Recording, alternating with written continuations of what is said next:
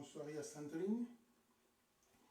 Je peux déjà commencer l'émission parce que la première personne est déjà là. Aujourd'hui, nous sommes le dimanche.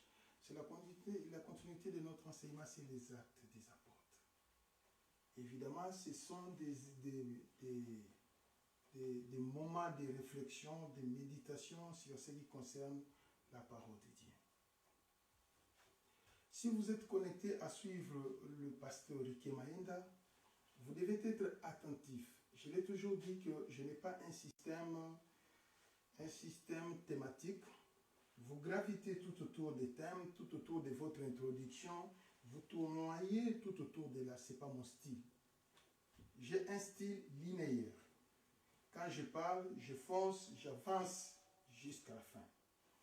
Donc si vous venez en retard, ça peut paraître très compliqué pour vous parce que je ne fais pas la rotation. C'est comme ça que ça se passe. Je peux bien le faire, mais je le fais aussi, mais pas trop.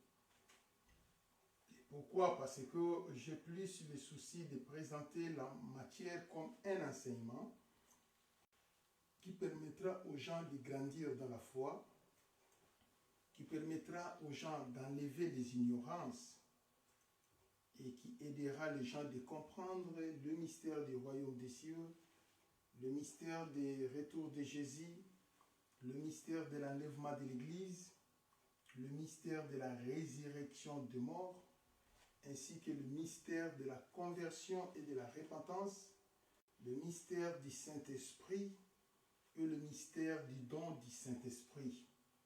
Les gens doivent avoir la capacité de comprendre cela et c'est cela qui les poussera d'avancer.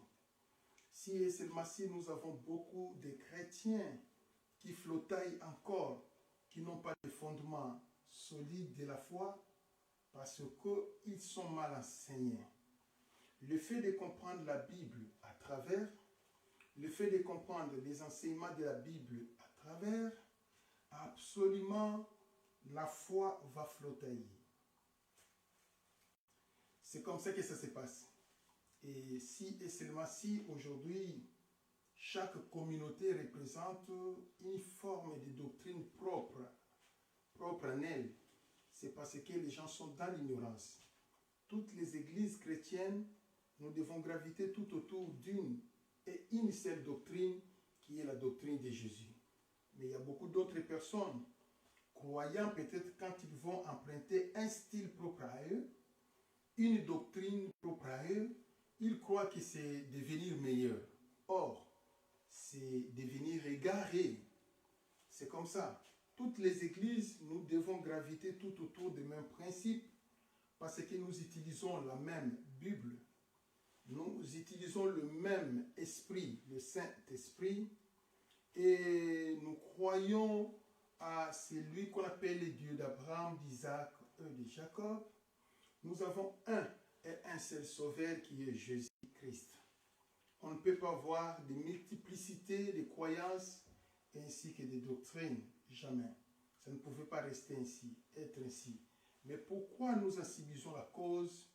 C'est tout simplement parce que les gens ne sont pas enseignés. Quand il sortira pour aller commencer son église, il n'était pas aussi enseigné. Ça crée beaucoup de dérapages. Actes des apôtres. Chapitre 3, dans les versets 1er jusqu'au verset 11e. Je veux très peu parler parce que j'ai encore la faiblesse de la retraite dans mon corps. Je ne suis pas encore fort. Je ne sais même pas qu'est-ce qui se passe, comme si je me sens faible. Trop faible encore. I don't know why. Peut-être parce qu'il fait froid déjà. Peut-être que c'est ça qui fait que je puisse me sentir un peu faible. Je ne sais pas. Très bien. Qu'est-ce qu'il y a là-bas? C'est la guérison d'un homme boité de naissance. La guérison d'une personne infirme de naissance. La guérison historique d'une personne qui est née boitée. Ce n'est pas une personne qui est née avec une fracture, une foulure, et après il commence à marcher. Non, ce n'est pas ça. Lui, c'est boité. De naissance en plus. Ce n'est pas accidentel, mais de naissance. Peut-être qu'il avait été contaminé par les bouka-bouka de l'époque. Vous voyez comment ça se passe? Nous ne connaissons pas. Et la Bible dit qu'il était boiteux de naissance. Il avait compris une chose. Quémander à la riz fait moins gagner. Mais tant mieux aller à la porte de croyants, là où les gens se dirigent pour aller adorer Dieu, c'est de là qu'il peut trouver les gens compatissants, les gens miséricordieux, qui pouvaient commencer à lui présenter des pièces d'argent. Pour lui, c'est une façon de vivre. Parce qu'il ne pouvait pas aller chercher le travail dans une entreprise quelque part, vu l'état de son corps. Il était boité. Alors, il vivait de la quémanderie. Peut-être que si quelqu'un veut partir avec les offrandes à l'église, il va subdiviser les offrandes en deux pour lui donner quelques miettes.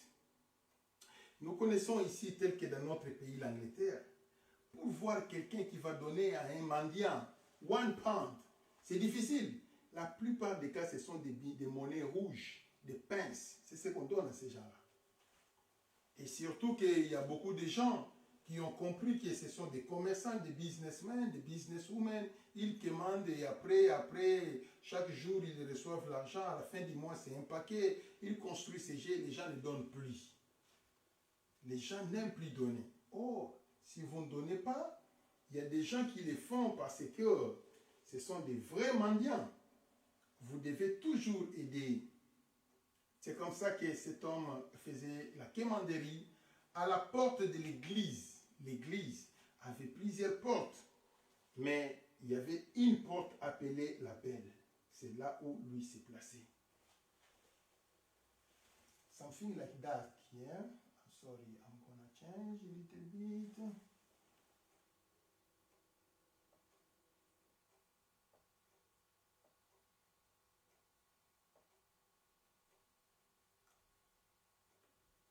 Maybe.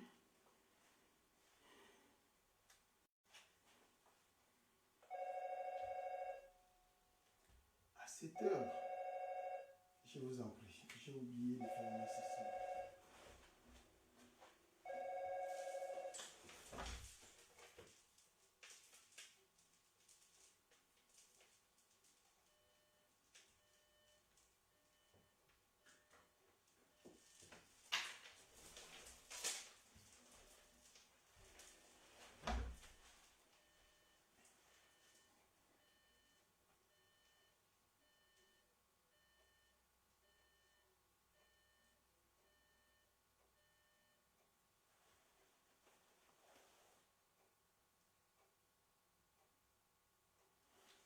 Merci beaucoup, je crois qu'on peut continuer. C'est par là que la personne qui est mandée, les gens qui entraient lui donnaient des pièces d'argent. Et lui non plus n'avait pas foi en Dieu. S'il avait foi en Dieu, il allait passer un temps dehors quémander et il allait passer un temps à l'intérieur de l'église pour écouter la parole. Mais lui n'entrait pas à l'église. Il partait justement pour s'asseoir à quelques mètres de l'église pour quémander. Et à la fin, il rentre chez lui. Donc, c'est une personne qui n'avait pas foi en Dieu. Il ne connaissait pas non plus Jésus. Il n'a jamais imaginé dans sa vie qu'un handicapé peut marcher. Jamais. Jamais entendu parler. Il ne connaît pas ça. Tout ce qu'il condamnait, tout ce qu'il connaissait, c'était la normalité de sa condamnation. Il connaît que je suis et je reste dans cette condamnation jusqu'à la mort. C'est ce que lui avait dans la tête. Rien d'autre. Rien d'autre. Et c'est de cette manière-là que ça s'est passé en lui. Chaque jour n'est pas le même. Un jour, il y avait 2 hommes de Dieu, Pierre et Jean, partaient dans les temples pour prêcher. Et quand ils marchaient, ils ont vu l'handicapé qui quémandait. Et quand il demandait l'argent, il leur fixait les yeux pour demander quelques miettes. Pierre et Jean s'étaient arrêtés pour regarder l'handicapé en question. Il dit, nous n'avons rien à te donner parce que nous n'avons pas l'argent pour te donner. Mais ce que nous avons, nous te le donnons. Au nom de Jésus, lève-toi. Quelqu'un qui n'avait pas la foi, quelqu'un qui n'avait pas demandé ça, quelqu'un qui n'avait rien, on lui dit au nom de Jésus, lève-toi. On lui a tendu la main et quand on lui a soulevé, les jambes se sont fixées. Quand les jambes s'étaient fixées, les apôtres ont continué leur chemin. Quand ils ont continué leur chemin, ils les suivaient dans l'émotion parce que lui commençait à crier, il sautait, il avait fait le scandale. C'était déjà en plein culte. Les apôtres sont entrés, lui criait, il sautait, je suis guéri, je suis sauvé, je suis guéri, je suis sauvé. Et toute la salle reconnaissait que c'est lui le commandeur, nous le connaissons bien. Parce que les gens qui commandent choisissent une place où il restera chaque jour là-bas. Il ne change pas de place.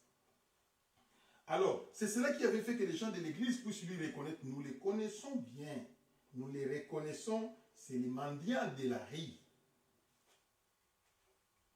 C'est de cette manière-là que ça se passe. La personne était guérie, il était rempli de joie, il glorifiait Dieu. Voici l'histoire. Comment ça s'est passé. On peut lire un peu. Actes chapitre 3, dans le verset 2. Il y avait un homme boiteux de naissance, qu'on portait et qu'on plaçait tous les jours à la porte du temple, appelé la Belle, pour qu'il demandât l'aumône à ceux qui entraient dans le temple. Cet homme, voyant Pierre et Jean qui allaient et entraient, leur demanda l'aumône. Pierre, de même que Jean, fixa le regard vers lui et dit, regarde-nous. Et il les regardait attentivement, s'attendant à percevoir de quelque chose. Alors Pierre lui dit, je n'ai ni argent ni l'or, mais ce que je te le donne. Au nom de Jésus-Christ de Nazareth, lève-toi et marche. Ça j'aime. Et les prenant par la main droite, il les fit lever. Au même instant, ses pieds et ses chevilles deviennent fermes. D'ailleurs, il y a quelque chose que j'avais voulu expliquer, j'avais voulu oublier. On les transportait. Donc, il était un handicapé incapable même à Konguluma.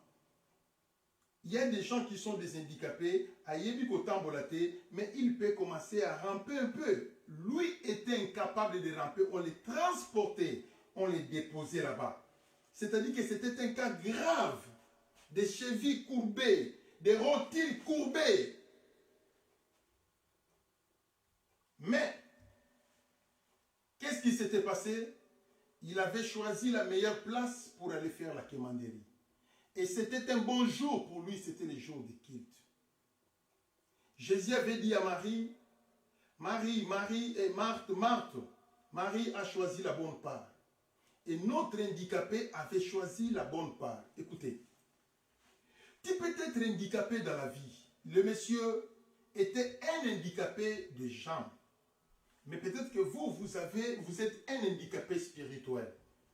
Peut-être que votre foi est dans un handicap. Peut-être que vos dons spirituels sont devenus handicapés. Peut-être que votre travail est devenu handicapé. Et peut-être que c'est votre mariage qui vit dans l'handicap. Peut-être que c'est votre famille qui ne marche pas, qui vit dans l'handicap. Mais maintenant, peut-être que c'est tes business, tes projets, tes programmes. Tu sens que tu n'avances pas parce que tu es handicapé. Tu ne peux pas avancer. La personne qui est déjà handicapée, il n'avance pas. Il ne peut rien faire. Il vit le désespoir. Ce qui l'attend, c'est la mort. Il ne peut rien. Il peut élaborer un projet, mais incapable de l'accomplir. on les appelle à un bon français des hommes vulnérables. Ce sont des hommes vulnérables. Sa vie, il est passé à quémander. Et dans la plupart des cas, ce sont des gens qui sont sales, ils n'ont pas de vêtements, parce qu'il n'y a pas de gens qui s'approchent d'eux, il n'y a pas de gens qui prennent soin d'eux, ils sont comme ça, on les dépose là-bas, et il est sous le soleil tantôt, pour quémander un peu. C'est difficile.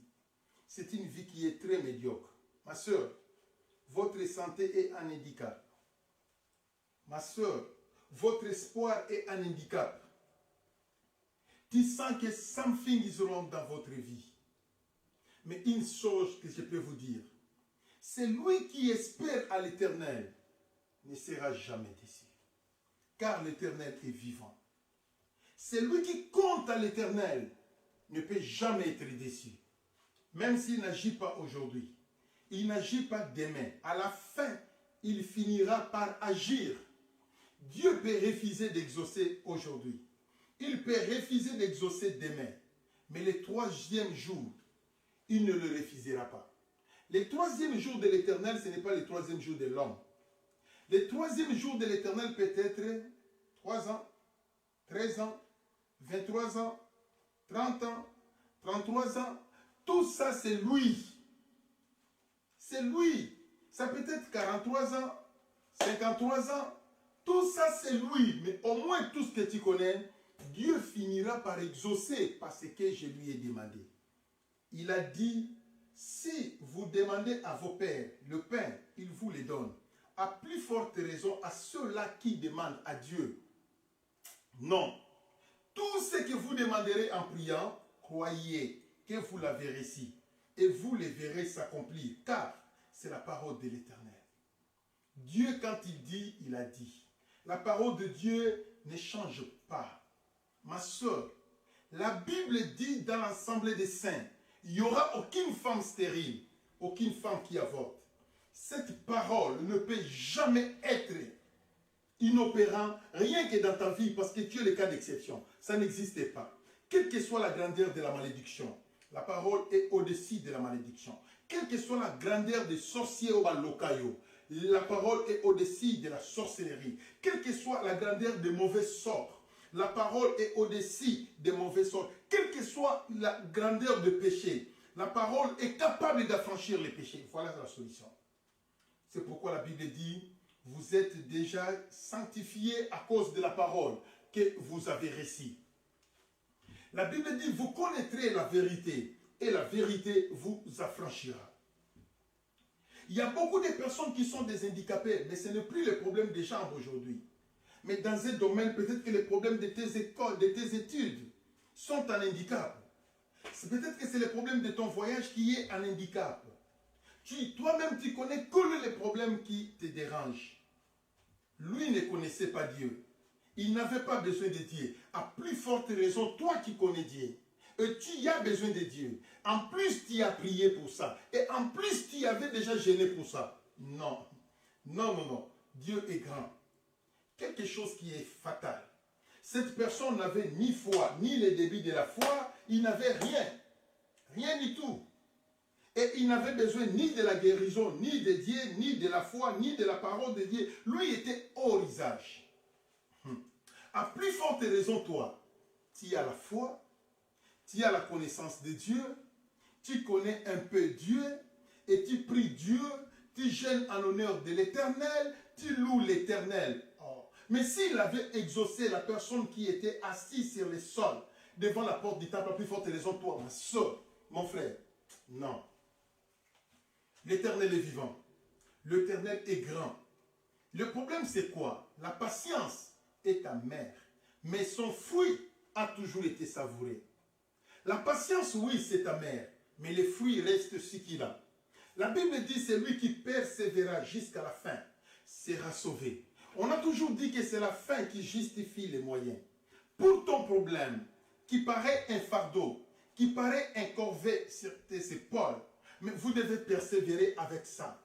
Quand vous allez persévérer, sachez qu'à la fin, vous aurez la victoire. Parce que la Bible dit, celui qui espère à l'Éternel ne peut jamais. être décis. Notre frère, lui n'espérait pas en Dieu, mais son problème, il avait fait les bons choix de la quémanderie. Le lieu qu'il avait choisi, c'était un lieu idéal. C'est comme l'histoire de Bartimée. Il y avait beaucoup d'aveugles à cette époque-là. Mais Bartimée avait choisi la meilleure place. C'est par là que Jésus devait passer en ces jours-là. C'était le jour de Bartimée. Qu'est-ce que tu veux que je fasse pour toi, que je fasse? Je veux que tu recouvres ma vie.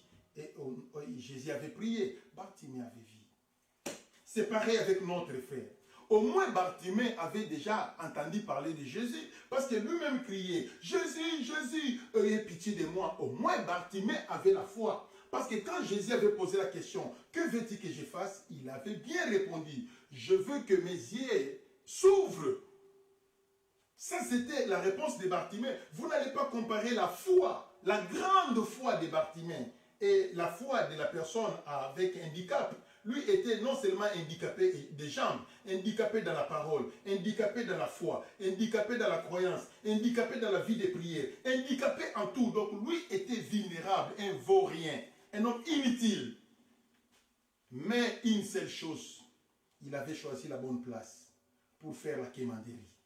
Et Dieu lui a donné la solution. Vous pouvez imaginer. Lui, quand Pierre lui dit, fixez les regards, il regardait dans son cœur, on va me donner quelques pièces d'argent. Tout ce qu'il attendait, c'est ça. Mais la réponse qui sortait de la bouche de Pierre était décevante. La réponse alpha était décevante. Nous n'avons ni l'argent, ni or à te donner. Mais ce que nous avons, nous te le donnons.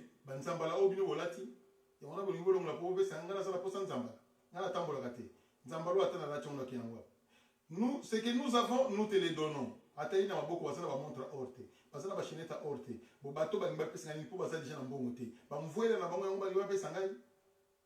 Au nom de Jésus, lève-toi. Waouh! Et quand ils ont dit au nom de Jésus, lève-toi, ils ont tendu la main. On lui a soulevé. Dès qu'il s'était levé, les rotules s'étaient fixés, les chevilles étaient fixées, les tibias étaient fixés, le métatarse était fixé, les tarses étaient fixés, les péronés étaient fixés, nous avons les fémurs étaient fixés et nous avons encore l'os iliaque était fixé, tout était fixé. Il a commencé à marcher.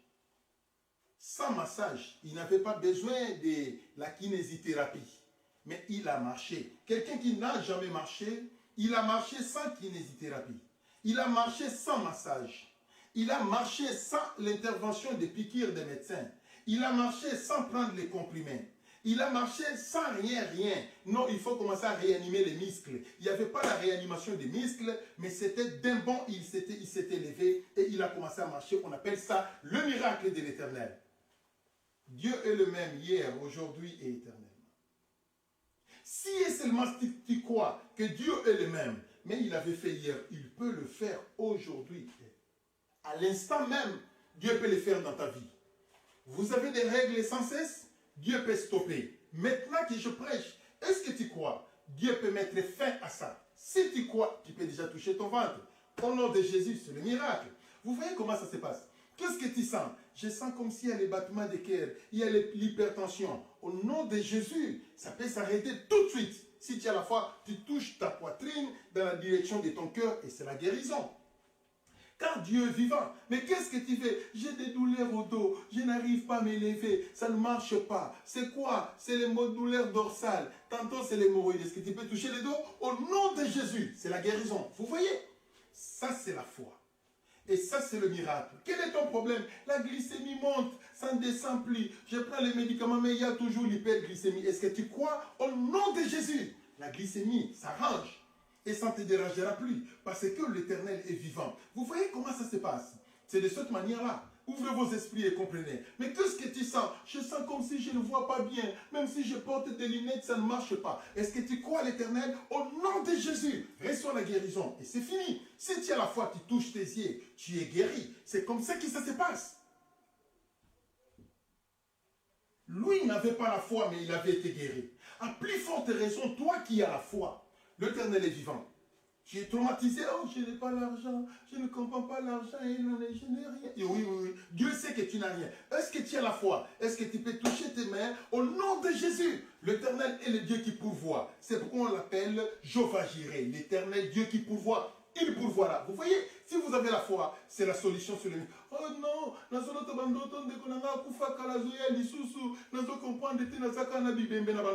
que tu as la foi? Au nom de Jésus, que ton âme soit délivrée. Reçois la délivrance. Et c'est fini. Si tu as la foi, tu touches la tête. Et c'est fini. Tu ne verras plus jamais de tels cauchemars. El Elyon, El Shaddai, El Olam. Maranatha. Il est le même qui agit hier, aujourd'hui et éternellement. Il ne change pas. Dieu connaît que tu es handicapé. Mais toi-même, tu connais que tu es normal. Mais Dieu m'a envoyé pour te montrer, te définir votre état de l'handicap. Votre état par handicap. Quel est votre état? Peut-être que vous vous ignorez parce que vous êtes handicapé de naissance. Alors vous ignorez cela. Que votre foi est handicapée. Que votre croyance est handicapée. Que vos dons spirituels est handicapés.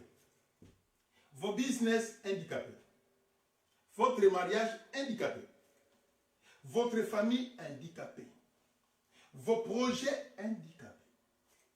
Votre voyage handicapé. Vous ne pouvez rien faire parce que vous êtes une personne avec handicap. Et c'est depuis la naissance. Lié par la malédiction paternelle, lié par la malédiction maternelle, lié par les mauvais sorts, lié par les totems des mers, lié par les totems des cimetières, lié par les totems d'avidité, lié par les totems d'astral, lié par les totems ancestrales, lié par les sorcelleries, lié par des envoûtements, lié par des ceci, cela, des oppressions, des possessions, des obsessions. Tout en toi, on s'en fout. Si vous avez la foi, écoutez, le nom de Jésus, c'est le nom qui change tout. La Bible dit au nom de Jésus, tous genoux fléchissent. Et si vous croyez que l'Éternel est capable de vous sauver, comme il avait sauvé cette personne avec handicap, aujourd'hui c'est ton jour. Alléluia. Aujourd'hui c'est ton jour et tu dis très fort Amen au nom de Jésus. Sachez que c'est ton jour. C'est cela le problème. Moi, je suis ici, je suis en Angleterre en train de prêcher. Mais vous m'écoutez en Afrique. Vous m'écoutez au Canada. Vous m'écoutez aux États-Unis. Vous m'écoutez en Australie. Vous m'écoutez dans les horizons de l'humanité. Qu'est-ce qui se passe? Dieu est présent. Il est omniprésent. Depuis que vous avez ouvert votre téléphone, votre iPad, votre tablette, votre téléviseur, votre ordinateur, pour suivre le message d'Eriké Maenda, Dieu est là parce que nous sommes à l'église. La Bible dit là où 2, 3 s'unissent à mon nom, je suis parmi eux. Ce que nous faisons, ce sont des œuvres ecclésiales. Nous sommes à l'église. Mais si nous n'étions pas à l'église, pourquoi j'allais me comporter comme ça? Je me suis habillé, je connais que je serai devant les gens. Nous sommes à l'église et si tu crois, Jésus est présent là où tu es. Il est omniprésent. C'est pourquoi j'aime Jésus. Jésus n'est pas comme les autres dieux. S'il est en France, il n'est pas aux États-Unis. S'il est aux États-Unis, il n'est pas en Angleterre. S'il est en Angleterre, sachez-le qu'il n'est pas au Brésil. Ça, c'est les autres dieux. Mais Jésus-Christ, il est omniprésent. Il est présent partout. Pendant que je parle, Jésus est présent dans votre maison. Mais qu'est-ce qu'il fait là-bas? Il est en train de confirmer la parole que je prêche par des signes, des prodiges et des miracles. C'est de cette manière-là. Et pourquoi tu vas être à la marge des gens qui vont recevoir les miracles aujourd'hui pendant cette prédication? Soyez connectés. Et j'ai dit que le miracle t'appartient, la solution t'appartient au nom puissant de Jésus de Nazareth. Ton problème, c'est de quoi? Que Dieu est là pour agir. La Bible dit car Dieu a tant aimé le monde qu'il a envoyé son Fils unique, afin que quiconque croit en lui ne périsse point, mais qu'il ait la vie éternelle. Dieu a aimé le monde certainement. Il a envoyé Jésus certainement. C'est pour que toi tu crois en Jésus et que tu ne périsses point. Mais vous avez le nom de Jésus dans la bouche, tu sens comme si ça n'a jamais marché. Ça n'a jamais marché, pourquoi? Aujourd'hui, ça doit marcher en vérité, en vérité. Je te le dis, aujourd'hui, ça va marcher au nom de Jésus. Vous avez beaucoup demandé. C'est que vous avez beaucoup demandé, Dieu n'a jamais exaucé au Peselamoba offrande. Tu as fait tous les gestes possibles, mais tu n'as jamais eu la solution. J'entends que la solution te soit parvenue par le nom de Jésus. Et tu dis Amen. Quand il dit Amen, c'est Amen. C'est comme si tu as ouvert la porte. Quand il dit, voici, je me tiens à la porte et je frappe. Si quelqu'un entend ma voix et ouvre la porte de son cœur, j'entrerai chez lui. Je souperai avec lui, lui avec moi. Et quand il dit Amen pendant que je prêche, ça c'est la porte d'ouverture. Le Saint-Esprit va entrer dans ton corps, dans ton âme et dans ton esprit pour te donner la solution. Il est Dieu. Il est roi. Il est le roi. Dieu roi. Le Seigneur de Seigneur. Son nom c'est Jésus. Jésus. Jésus, Jésus, oh, alléluia, il est le roi. Tu sens comme si Dieu t'a abandonné. Tu sens comme si Dieu ne t'aime pas. La conclusion que tu as tirée, Dieu ne m'aime pas, parce que Dieu ne m'exauce pas, parce que Dieu ne me donne pas la solution. Non, Dieu t'aime. Au contraire, il t'aime. La personne qui était handicapée, il était toujours là. Lui aussi avait ce genre de conclusion. Que Dieu ne l'aime pas. Il était toujours là, Dieu ne donnait pas la solution. Mais un jour, c'était le jour de la différence pour lui. Et c'était le miracle. D'un bond, il s'était levé. Et à plus forte raison, toi qui confesses Jésus, à plus forte raison, toi qui as crié à Jésus, non, Jésus est là. Jésus est là. Nous, on n'attend pas seulement l'enlèvement de l'église. Non. Nous avons aussi besoin de l'exaucement. Nous avons aussi besoin de contempler la grandeur et la puissance de Dieu parce qu'il est le Dieu qui agit. C'est comme ça. Pendant que je vous prêche, moi-même, je crois que l'Éternel est en train de donner la solution. Il est dans votre maison. Il est en train de toucher et il est en train de guérir. Vous qui êtes en train de m'écouter, peut-être qu'il y a quelqu'un qui est malade dans votre maison qui n'a pas la foi, mais vous avez la foi qu'à travers ces moments, je vais prier pour la personne qui est malade. Oui, va lui toucher. Dis, au nom de Jésus, sois guéri. Et tu verras le miracle. Tu verras la solution. Tu verras la gloire de Dieu. Jésus ne change pas. Je bénis l'Éternel car il nous aime beaucoup. La Bible dit la personne avait été guérie. Il a commencé à sauter. Il a commencé à courir. Et les gens étaient remplis d'étonnement de voir comment cet homme qui commandait avait eu les saluts. Et depuis ce jour, la vie de ce quémandeur avait changé. Il n'avait plus besoin de quémander parce qu'il a eu les jambes qui lui empêchaient de travailler. Il a appris le métier, il a commencé à travailler, il a retrouvé la vie normale, il avait épousé sa femme et il avait mis au monde des enfants. Vous voyez, parce que c'est l'histoire de sa vie qui a changé. Dieu est capable de changer l'histoire de ta vie. Tout ce qui ne marchait pas, ça va marcher. Au nom puissant de Jésus. C'est de cette manière-là que ça se passe. Vous voyez, l'Éternel est grand, l'Éternel est puissant, il est merveilleux. Pour aujourd'hui, nous sommes arrivés justement à la fin de notre exhortation. À nous revoir demain, nous allons continuer les actes des apôtres, chapitre 3. Demain, on va commencer le chapitre 12, maybe, jusqu'en bas. Mais aujourd'hui, tout ce que tu dois savoir, l'Éternel est le réparateur des brèches. Il veut réparer ce qui ne marche pas dans votre vie. Partout où il y a partout où vous sentez que je suis un handicap, l'Éternel veut réparer. Soulevez les mains, levez-vous. Soulevez les mains et levez-vous. Alléluia,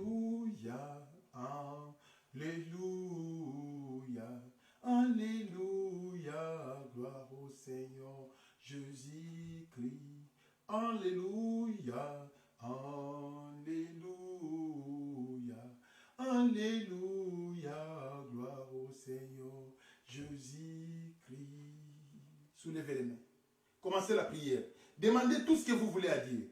Commencez la prière, demandez. Demandez, priez. Priez, là vous êtes à la maison, priez. Demandez tout ce que vous voulez. Nous t'élèvons, nous t'élèvons, nous t'élèvons, gloire au Seigneur Jésus-Christ. Alléluia, Alléluia, Alléluia, gloire au Seigneur Jésus-Christ. Éternel, merci pour ce moment. Merci pour la prédication. Bénis ton peuple, soyez avec tes enfants, Seigneur. Je veux que tu exauces chacun. Je veux que tu donnes la solution dans la vie de chacun. Je veux que chacun de nous soit béni au nom puissant de Jésus.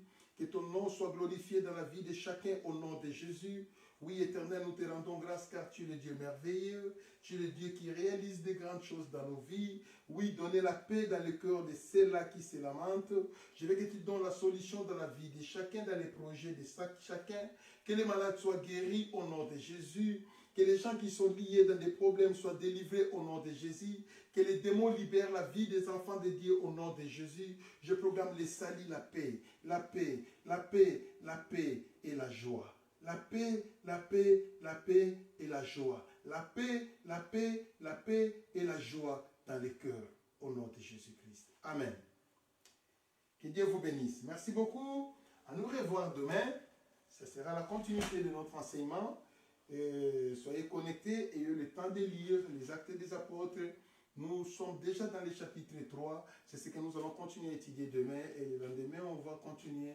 Nous sommes surtout dans les livres des Actes des Apôtres. I love you so much. God bless you.